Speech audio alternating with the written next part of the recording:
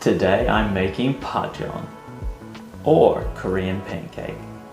It's a rainy day here in Korea, and on rainy days it's customary to eat Pajeon with makgeolli.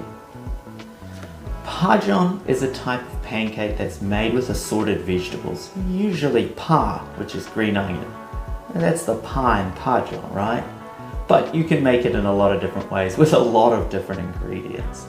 Today I'm using the Pajeon. I'm going to make it basically a vegetable pancake. And makgeolli. Makgeolli is a type of rice wine known for its very distinctive milky white color and slightly fizzy texture. You drink makgeolli from one of these little metal bowls. You've got to use the bowls when you drink makgeolli. It's the rules, alright? Follow the rules in Korea. This is what you got to use, okay? Today I'm using leftover vegetables that I've got lying around my kitchen. And we're going to cut those up very finely and mix it with our batter. For the batter, you can actually buy pre-made John batter. It's called buchim garu. But for my one today, I want to try and make my own. So I have flour, potato starch, and a little bit of salt.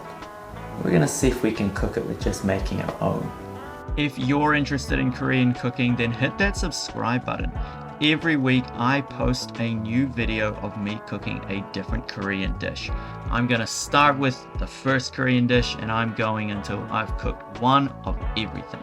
I can't wait, so join me on this journey and learn a little bit more about Korean cooking and culture along the way. Cutting up these vegetables very thinly at the moment. We want them to be fairly fine. You know, the pancake should be like that, though you can cut them quite long. A lot of places in Korea have long strips of it in their John. Me personally, I don't like that. I like it to be something I can break apart easily.